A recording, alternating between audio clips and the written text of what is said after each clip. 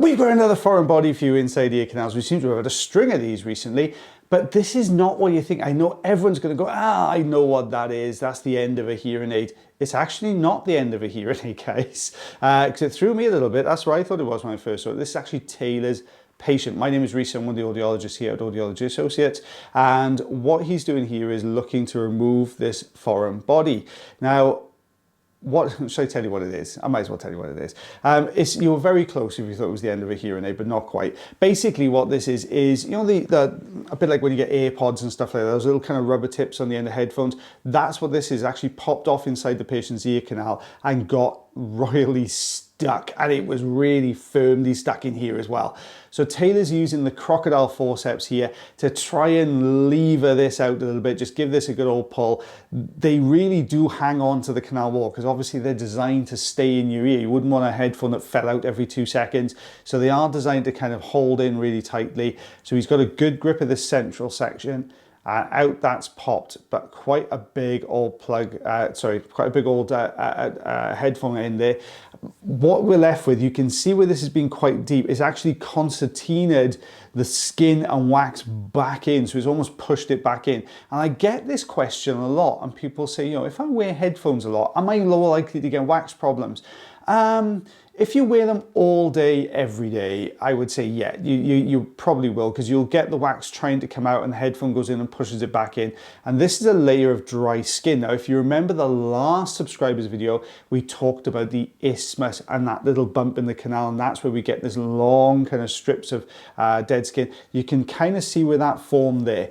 So we've got, well, that's 1 centimeter wide, I never know what they call these, a headphone bud, but 2 centimeters altogether of everything, and just under 3/4 of an inch. Stay tuned, guys, we've got another video coming up now for you. This poor patient, bless her, was at the end of her tether by the time she got to us. I'll give you some backstory for this particular patient. This is actually Taylor's patient, but had been experiencing a lot of ear pain and a lot of jaw pain, okay? So there was a lot going on inside this ear canal, and she did the right thing. She went along to a local pharmacy and said, look, can you just take a look in my ear, make sure everything's okay? I think I might have a bit of an infection or something. The pharmacist took a look in there and said the ear canal was completely clear. Okay, and as you can see, this ear canal is chock-a-block with really dry, hardened wax. Now, I think some of this is due to sort of cotton bud use and things like that, but this poor patient was at that point thinking, well, what the heck is going on with my ears? Why am I getting so much pain? Why am I getting referred pain? So came along to see us and said, look, I just want a second opinion. Can you just take a look in here and see what's going on? And this is what Taylor found: a rock solid, compacted piece of wax with loads of dry skin around it as well. So no wonder this poor patient was getting a lot of discomfort in their ears. If you didn't realize, if you're new to the channel, when you get wax plugs like this, what happens is the surface of the skin inside the ear canal is super sensitive, okay? Certainly when you go deeper into the canal, it becomes even more sensitive as you get closer to the eardrum because the skin is sitting almost on top of bone. So if you've got a really big old plug that's really hardened up like this one is, it's exerting pressure on that canal wall. And what you end up with getting then is a really sometimes it's a sharp pain, sometimes it's a dull ache, but it tends to radiate because the nerves that supply the sensation to the outer part of the head here pass through that ear canal. So if you've got pressure put on them, you get referred pain to the outer part of the ear canal. Sometimes it's down into the jawline, sometimes into the temple, sometimes around the outer part of the ear. So what we can see here is, because it's such a really kind of tough old plug surrounded by a lot of skin, Taylor's really struggling in here to get a good grip with the suction, so he's opted to change tools. And what we've got here, this is actually called the rye hook. So it's not quite pointy, but it's more sort of rounded but tapered hook that you can get in and try and get behind the wax. And it's always tough when the wax completely fills the canal because you can't always get behind it. So at the other end of the tool that we use, that hook here has this tool on the end, which is called a rye curette. So it's a double-ended tool, and this is like a spoon for wax. So this is great sometimes just to get over the top of a wax plug and just try to bring it down. But you can see just how jam-packed this poor lady's ear canal was. And Taylor is really trying here to just chip away. Now, he's done a good job.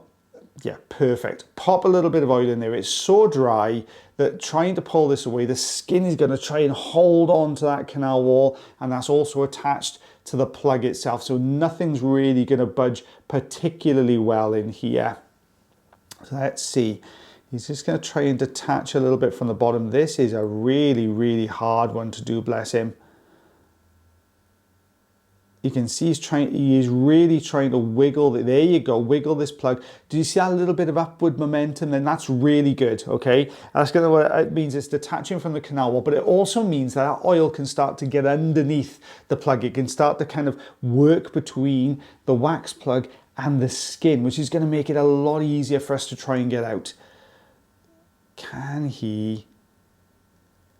Oh, he's trying his best there to give this a little bit of wiggle, and he's doing a cracking job. I'll tell you why, is because this end of the plug is super thin, and he's got to work the tool, so in this case the Zollner tube, right against that, but not press against the canal wall, because that patient would feel totally uncomfortable if he did that.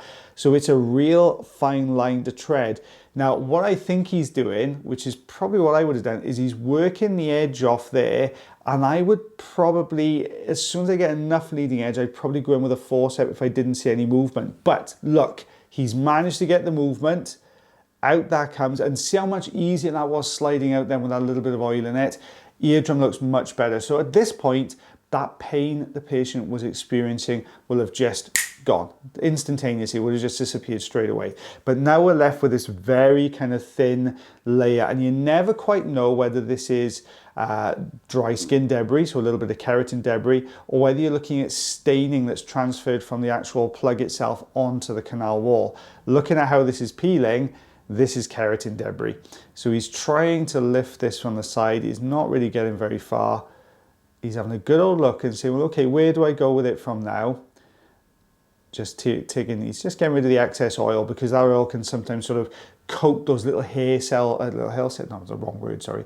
Those little hairs on the outer part of the ear canal, and it can actually cause problems with the endoscope, with the view, because as it passes over, it smears over the front of the endoscope, which kind of obscures your view. But he's doing a grand job here to try and peel this away. He's trying to kind of pull that deeper section, so peel down the canal, so lift and peel, and you can see now it's started to lift this bottom section as well. There we go, look at that starting to come away. He's really trying, but look how tightly that's held onto the canal wall, how much grip that skin has. Look at that, but a lovely peel there. He's got that good old chunk away. And eardrum looking absolutely fab. He's just having a little look around in here.